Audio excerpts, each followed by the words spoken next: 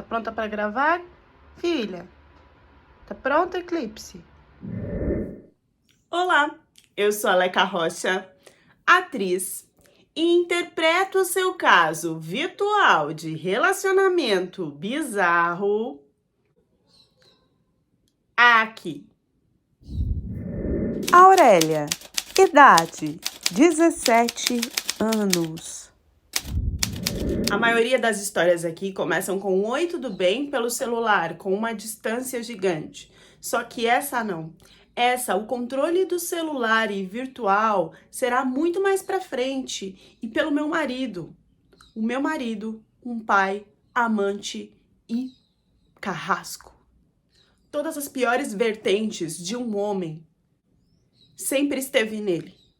A minha vida tinha um outro rumo, tinham outros objetivos. Eu tinha apenas 17 anos e maldita a hora que eu e a minha mãe resolvemos parar naquele ponto de ônibus. A gente poderia ter ido embora de outro jeito. A minha vida era uma vida simples, uma vida tranquila, humilde. Eu tinha o meu namoradinho da minha idade. Só que naquele dia à noite, eu e a minha mãe esperando o ônibus, demos conta que tinha um carro que parou na nossa frente e começou a buzinar. A gente achou que não era com a gente. Continuamos normal.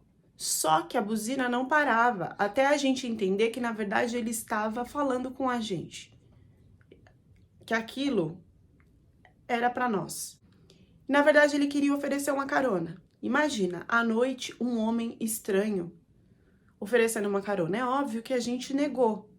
Só que ele tinha um poder de envolvimento e de persuasão tão grande que depois de muitos nãos, a gente acabou aceitando.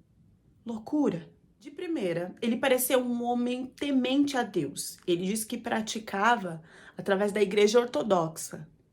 Cumpria promessas. E as promessas dele, a peregrinação dele era tão grande que ele ia constantemente, várias vezes, até Israel. Se banhava em um dos rios mais famosos de lá.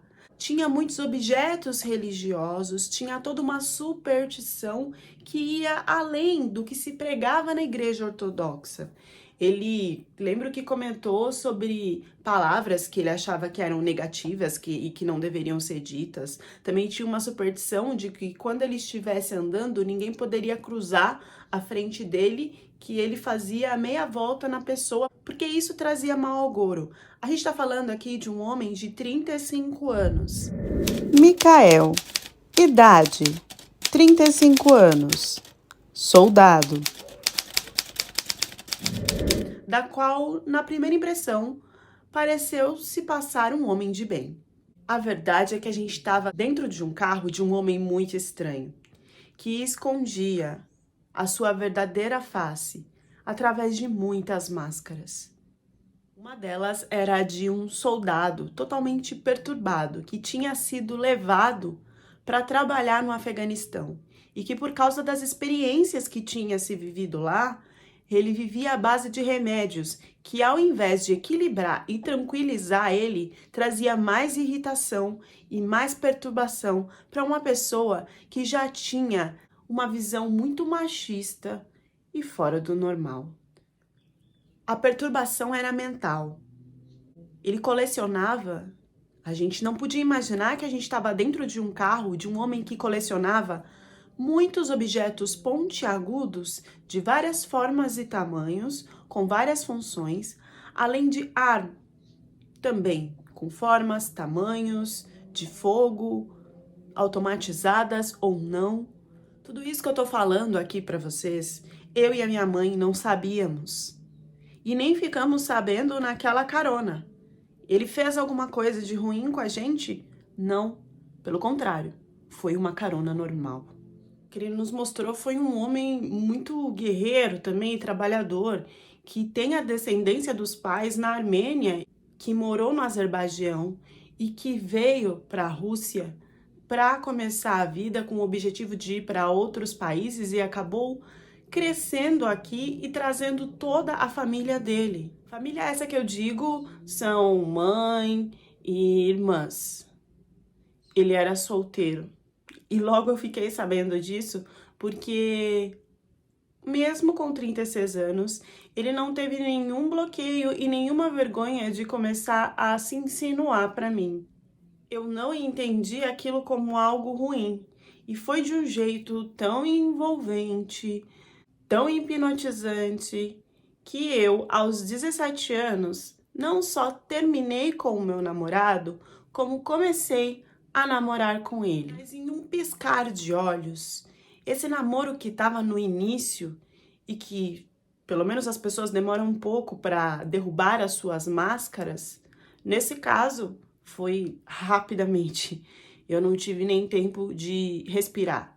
Num piscar de olhos, quando eu vi, eu estava com um homem totalmente possessivo, manipulador, controlador, violento, o qual fez minha vida virar um inferno. E aí, eu não tive nem tempo de pensar. Eu queria acabar, encerrar com isso. E assim eu fiz, achando que eu tinha algum poder. O que eu não sabia era o tanto de controle, influência e poder que ele tinha sobre mim, não só por ele ser um homem mais velho, mas também por ele conhecer pessoas muito poderosas e influentes na Rússia. Qual é a assimilação dele conhecer essas pessoas com o meu namoro? A assimilação de que ele usaria de todas as ferramentas que ele pudesse para me ter do lado dele.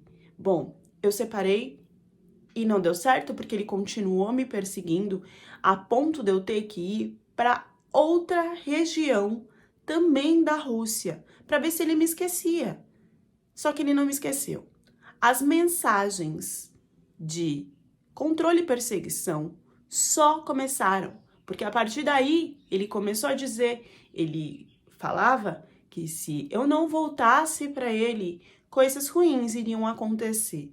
Não só comigo, mas também com a minha família que estava perto dele. Isso no começo eu achava que não era verdade, mas depois, com a velocidade e com a verdade de tudo que ele falava, eu vi que eu teria que voltar e pelo menos, sei lá, fazer uma sala, ver se ele se acalmava, se dava para resolver. Óbvio que eu não voltei do nada, eu voltei totalmente pressionada em um momento no ano novo no qual ele exigiu que eu estivesse com ele. Eu achei que seria uma companhia e uma conversa amigável, que seria um momento de festividade, que tudo estaria bem, até porque era ano novo. Só que não. Ele só precisava que eu chegasse perto dele para que ele me colocasse em cativeiro, sem pensar. E foi isso que ele fez. A partir do momento que eu cheguei perto dele para conversar e para viver esse dia de festividade, ele me prendeu e dali eu não saí mais. Eu sofri as piores coisas por dias com esse homem. E aí eu tô falando de abuso psicológico, de relações forçadas, de tudo que vocês possam imaginar.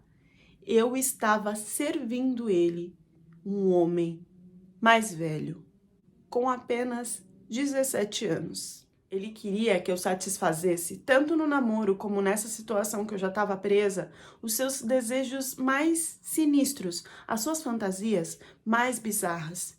E não tinha para onde eu fugir. Em um desses dias ele se descuidou, estava cansado, e ali eu vi que era o momento que eu poderia fugir desse terror. Acreditem ou não, eu consegui escapar desse cara, mesmo com ferimentos, com tudo do jeito que eu tava. E na minha cabeça só passava que eu tinha que chegar até a polícia.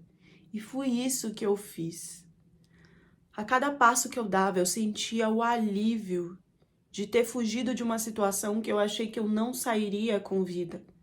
Chegando na polícia, eu quase caí de joelhos e agradeci a Deus por ter conseguido o impossível.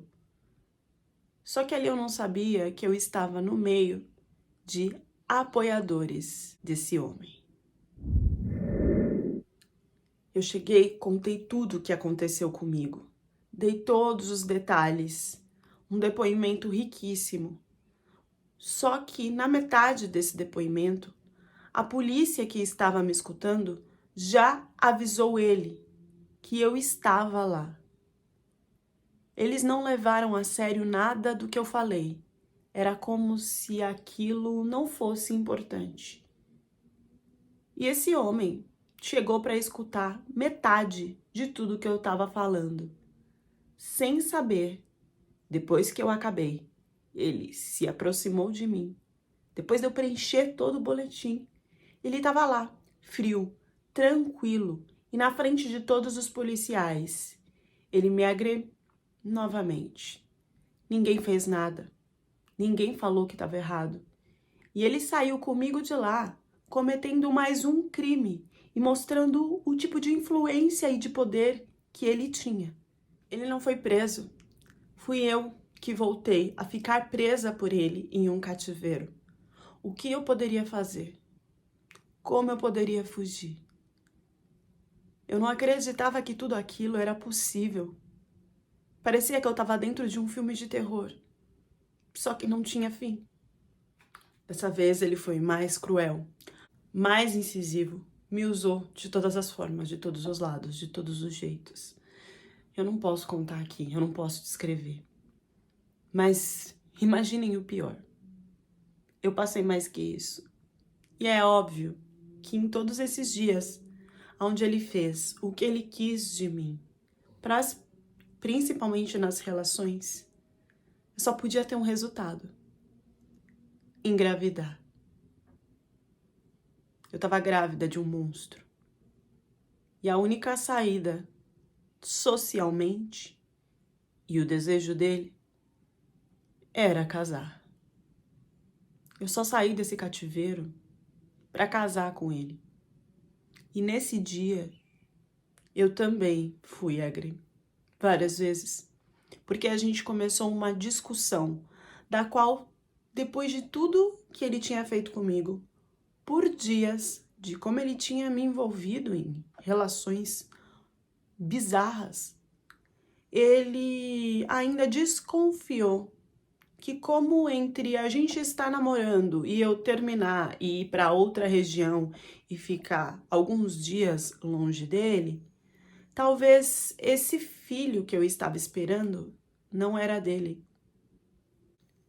Ele casou comigo duvidando disso e me culpando. Então talvez casar comigo fosse um favor, depois desse erro gigante que ele batia o martelo de que tinha acontecido. Depois do casamento, a gente não teve uma lua de mel ou fomos para uma casa como casais normais. A gente foi para um lugar onde ele tinha colocado praticamente toda a família dele. Era sobrinho, era mãe, era filha. E ali eu achei que ele não fosse praticar todo aquele terror que ele praticava comigo. Engano meu, porque todo mundo da família dele achava que isso era normal. A partir do momento que eu era esposa dele, eu tinha que cumprir todas as regras, independente do que fosse. Eu tinha que servir ele. E se ele estava me tratando daquele jeito, era porque eu merecia. Eu nunca sabia em que vibração ele estava. A cada segundo, a cada virada, ele estava de um jeito. Então, ele vinha pra cima de mim e depois que ele tinha acabado de cometer alguma coisa ruim comigo, ele me beijava na testa, na mão, se declarava, pedia que eu fizesse um chá, trouxesse uma água, uma comida, e logo depois voltava de novo a vir para cima de mim e fazer algo pior. A primeira gravidez veio um menino. Todo esse tempo eu fiquei praticamente em cárcere. Eu ficava presa enquanto a família dele vivia, saía, passeava de forma normal. E a partir daí eu não parei de engravidar. A cada relação forçada, a cada briga, vinha um filho. Então, em primeiro ano, dei uma menina. No segundo, outra. No terceiro ano, outra. Na nossa família, o primeiro que ele pegou para maltratar, humilhar, foi o meu filho. E eu entendia que era pela rincha de entender que a criança não era dele. Então ele dizia que tinha que educar o meu filho para que ele virasse um homem como ele. E aí isso ia desde questões que ele achava que estavam certas porque ele viveu lá no exército. Então ele fazia coisas onde o meu filho teria que testar um medo para que ele virasse um homem forte. Um homem que tinha que ter coragem, que não podia ter medo. E por isso ele trazia muitas humilhações para um menino pequeno que cresceu nesse ambiente perturbador. Conforme o meu filho foi crescendo e mostrando a personalidade de um menino tranquilo, educado, que não era a favor disso e que na verdade era muito contra ele por tudo que ele via que eu passava e que ele não achava certo, esse homem foi virando um monstro e querendo cada vez mais acabar com esse menino. A ponto de um dia ele pegar uma arma e ir pra cima do meu filho. E se não bastasse isso, ele deixou bem claro que ele queria um menino fora de casa, para sempre. Esse era o início de um plano maligno que eu não tinha noção. Eu achava que era só mesmo o enfrentamento que ele tinha ali com meu filho, mas na verdade ele tinha uma coisa muito maior planejada. Eu tive que ver o meu filho na rua e não poder fazer nada até ele conseguir encontrar um amigo que ajudasse ele. Ele foi morar com esse amigo. E logo mais, um novo descarte viria. Eu silenciava, eu não sabia o que fazer, porque ali eu tinha medo do que ele podia fazer com as meninas. Todo mundo na família abaixava a cabeça e concordava com aquilo que ele fazia. Não tinha para onde eu fugir. Tudo dele era muito discreto. Eu só entendia que existia homens muito fortes por trás dele. Uma hora ele falava que tinha salvo um americano muito importante, que por isso recebia grandes quantias no mês. Outra hora ele trabalhava com grandes importações de produtos e conhecia homens em cada canto do mundo que auxiliava com isso. Mas o que eu realmente via é que ele recebia dinheiro na Rússia para proteger lojas, lugares que comerciantes pagavam ele para isso. Como um tipo de mafioso, um tipo não. Eu tenho quase certeza que ele fazia parte da máfia da Rússia. Cheguei até a ver alguns documentos que eu não sabia se era falso ou não, como se fosse tipo, como se ele tivesse tipo numa espionagem, como se ele fosse espião. Ali naquela casa eu era uma escrava, ele tinha pavor de sujeira, tudo tinha que estar um brinco sempre e era a minha função fazer isso. Não só isso, como satisfazer ele em todos os desejos possíveis e impossíveis e ainda levar sopetada dele. Todos os solavancos que ele quisesse me dar. Em todas as brigas e discussões eu sempre me colocava na frente porque eu não queria que aquilo chegasse nas minhas filhas. Uma vez ele chegou a brigar muito comigo no carro, em movimento, e a me atirar para fora desse carro. O pior é que ele não me levou no hospital, ele não me levou em lugar nenhum. Quem cuidou de mim, dos ferimentos, foi a família dele dentro de casa. Ali eu estava correndo o risco de ter sofrido alguma coisa mais grave, de precisar, de repente, de uma chapa, de uma cirurgia, mas nada foi feito. E assim eu segui, voltando sempre para o cativeiro. Depois do meu filho, ele focou em mim. Todos os defeitos possíveis e impossíveis eu tinha, tudo eu fazia errado. Nada era como ele tinha pedido.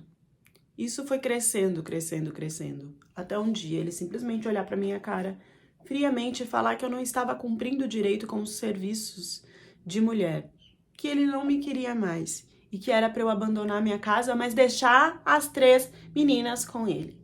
Nesse tempo, as minhas filhas tinham entre 15 e 17 anos, eram 3.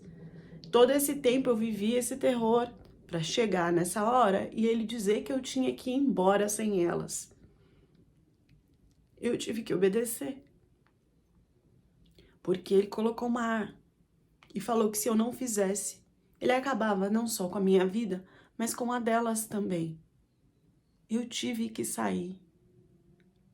O meu desespero ali não era por sair, era por deixar as minhas filhas. A primeira coisa que veio na minha mente é que esse homem forçou a ficar comigo quando eu tinha 17 anos. Era a idade que as minhas filhas estavam no momento. O que ele poderia fazer com elas? Qual era o objetivo dele? Por que ele estava descartando pessoa por pessoa daquela casa? Foi assim não só comigo e com meu filho, mas a família dele também. Saiu da casa. Ele ficou vivendo sozinho com as minhas 3 filhas e não tinha como eu ter acesso do que estava acontecendo, porque ele proibiu a minha visita e proibiu o contato delas comigo. Eu consegui um amigo para ficar perto, para tentar algum contato que não acontecia. Muito perturbada, desesperada, a minha família pediu que eu voltasse para casa, que era em uma outra região. Eu fiquei 1 ano nessa aflição, mas eu não aguentei. Eu tinha que estar perto delas, eu tinha que saber o que estava acontecendo. Então eu acabei voltando para a região onde ele e as minhas filhas moravam, mesmo sem conseguir nenhum tipo de contato e só escutar por burburinhos. Então, por festas, por eventos, pelas saídas que elas tinham com ele, parecia que estava tudo bem. Elas estavam bem cuidadas, vestidas, com as melhores roupas, cabelo, maquiagem, muito bem tratadas. Ele fazia questão de passar essa imagem, mas por tudo que eu já tinha vivido todos esses anos com ele, eu tinha certeza que ali estavam acontecendo coisas horríveis e que não teria o que eu fazer, não tinha nem como eu confirmar. O meu desespero era saber se elas estavam passando por alguma coisa ou não. O controle dele sobre as meninas era muito forte. Ele era um cara ocupado, que estava viajando sempre a trabalho ou por peregrinação, e ele controlava as meninas pelo celular. Eram mensagens em todos os horários e diárias para saber se elas estavam cumprindo as regras. Elas não podiam conversar com nenhum homem, não podiam sair com nenhuma amiguinha, nada. Elas tinham que ir da escola para casa. Elas também não podiam ficar no celular, em nenhum tipo de aplicativo. Pensar em namorar jamais, isso era pecado. Ele deixava muito claro que elas não podiam ter relações jamais com ninguém. Mais pra frente, muito desconfiado que era, ele instalou câmeras para ver se as meninas estavam cumprindo o que ele tinha falado, porque ele começou a desconfiar. Mas isso foi mais pra frente. Antes disso, elas ainda tiveram algumas vivências sem essas câmeras. E essa questão do celular, ela foi ficando pior. Vamos por partes. Tudo aquilo que eu tinha que limpar na casa, que eu tinha que fazer, virou obrigação das meninas. Elas viraram escravos. E elas tinham obrigações diárias para fazer enquanto ele estava na casa. A questão é que ele não fazia nada. Ele instalou um sistema onde ele tocava um sininho. E toda vez que ele tocava esse sininho, uma das meninas tinha que ir fazer o que ele pedia. Elas não podiam atrasar, elas tinham que estar rapidamente perto dele, assim que esse sininho fosse tocado, independente se era dia, noite, de madrugada, se tinha que ir para a escola, independente disso. E eram para funções das quais ele, como ser humano normal, teria que fazer. Por exemplo, coçar o rosto, beber um copo de água. Tudo elas tinham que fazer para ele, enquanto ele só ficava deitado. Por sapatos, pegar o telefone, cortar as unhas, o que ele pedisse. Caso elas se atrasassem, fizessem errado, ele não gostasse, teriam castigos, desde ficar sem comida até não ter lençol, não ter nada para dormir. E lá na Rússia era muito frio. Enquanto ele não tinha instalado essas câmeras, ele tinha dado as meninas no começo, né? Uma delas tinha um celular. Tinha um celular que foi ele mesmo que deu, mas ele era muito moderno, né? E o que ele começou a pensar? Aquele celular dava para instalar tipos de aplicativos para conversação, para várias coisas. Então ele sabia que ali ela teria um poder que ele não queria que ela tivesse. O que ele fez? Ele tirou esse celular, pegou esse celular para ele e deu para ela um celular velho, que ele entendia que ali não poderia baixar aplicativo, não teria como conversar, não teria um bom funcionamento. Esse celular, antes de das minhas filhas devolverem o celular para ele, elas colocaram um aparelho para rastrear, né, um modo de rastrear, porque desse jeito elas iam conseguir pelo menos viver alguma coisa. Por quê? Elas conseguiam entender a hora que ele estava chegando em casa, e aí elas conseguiam, nesse tempo que ele estava longe, encontrar uma amiguinha, me encontrar, falar comigo, coisa que era proibida, né? E quando elas viam que ele estava se aproximando, elas voltavam para casa, apagavam as mensagens, porque ele sempre olhava o celular delas, sempre olhava tudo o que estava acontecendo. Então era uma fuga que elas tinham para toda essa situação horrível.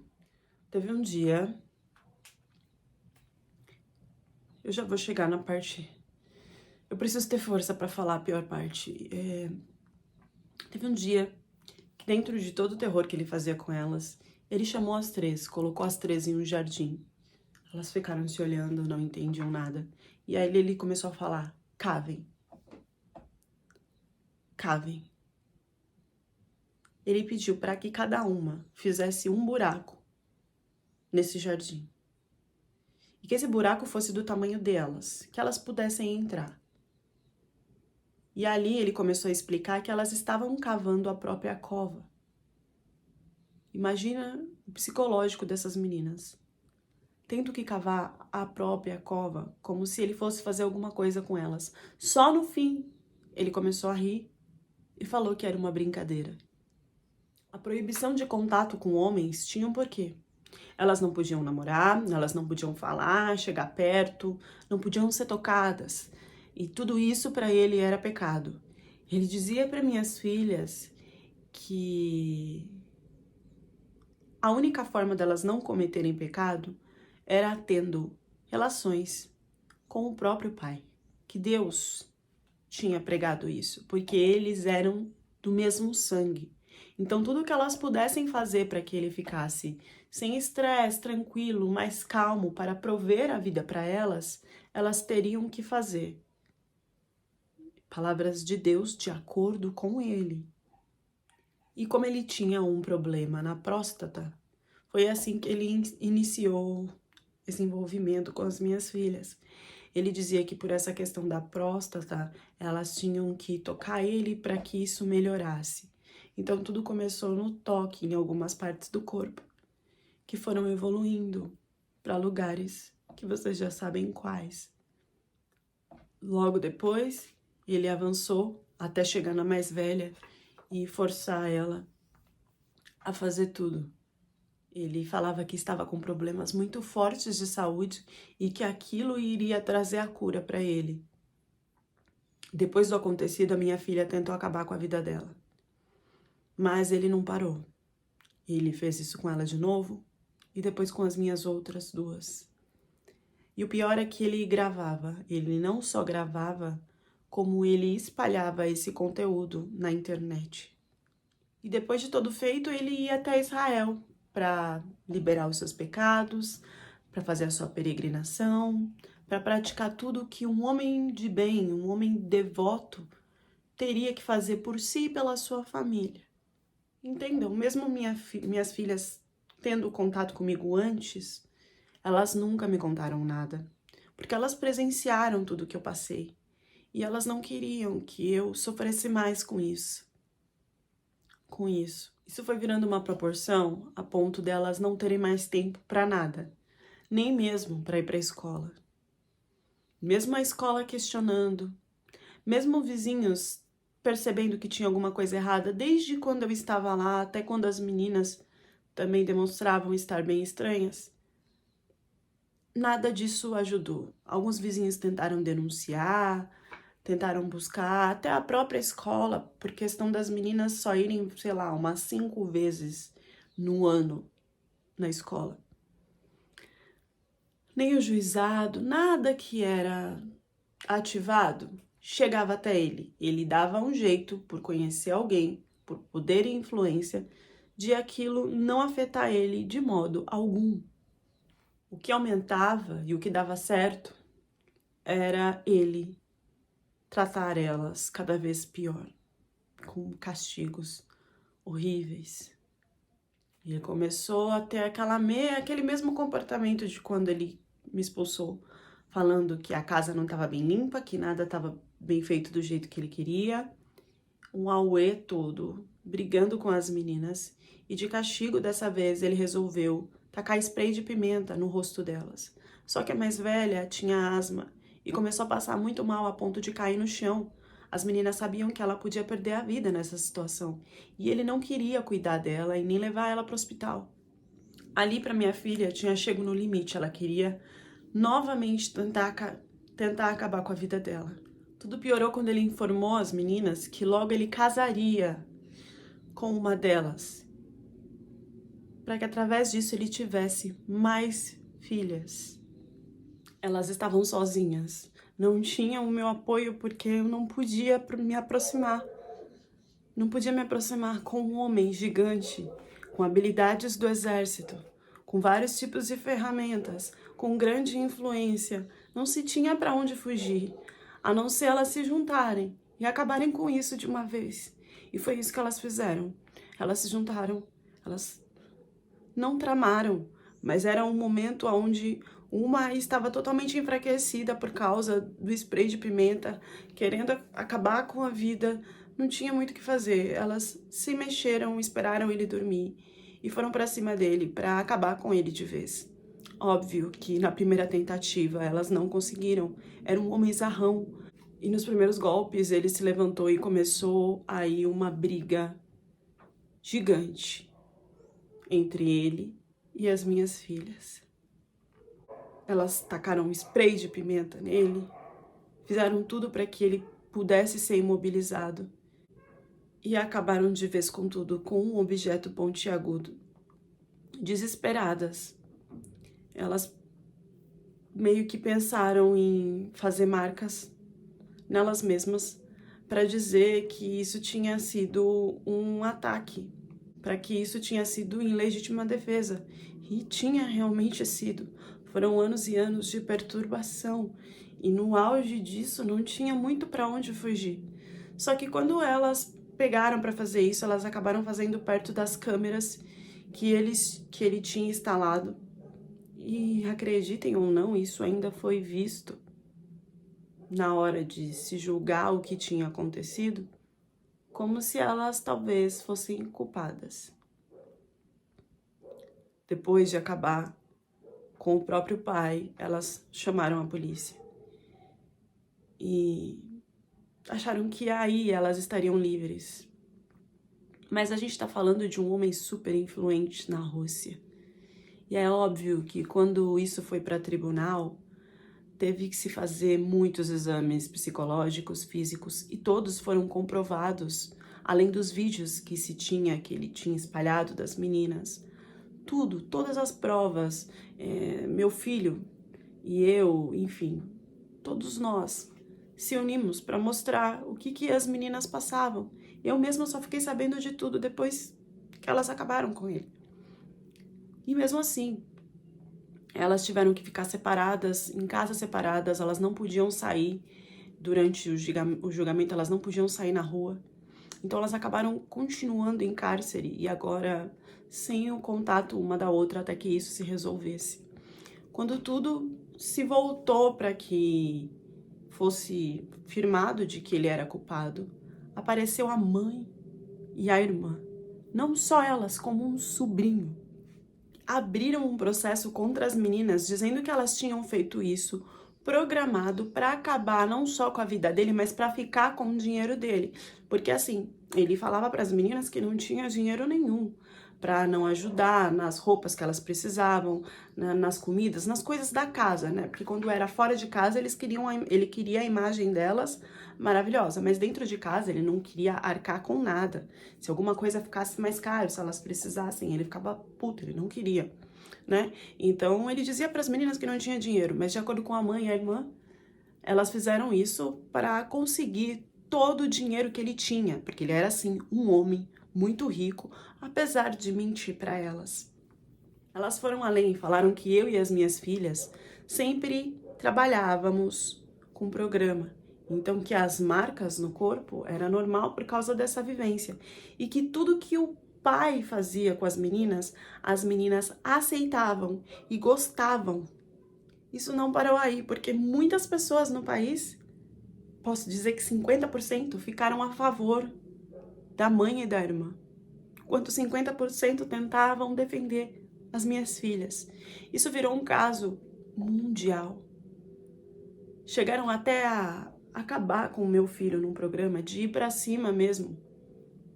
E ele teve que ir pro hospital. Porque diziam que ele estava mentindo quando ele deu depoimento de tudo que ele viveu com o pai, defendendo as próprias irmãs. O caso aconteceu na Rússia, a mulher, a depoente é russa. Esses são casos que eu roteirizo em primeira pessoa, né? Casos de mídia. Foi muito pesado tanto roteirizar como contar aqui pra vocês. Então, gente, eu vou deixar a reflexão desse vídeo pra vocês, porque realmente, energeticamente, foi uma coisa que me feriu muito. Mas eu queria deixar claro uma coisa, né? Em muitos vídeos a gente passa por religiões, nós vamos desde o Islã até agora a Igreja Ortodoxa. E fica claro como o ser humano usa a religião para colocar suas máscaras e para agir dentro dos seus desejos mais subhumanos, mais desumanos. Deixem a reflexão de vocês nos comentários e até a próxima história do canal.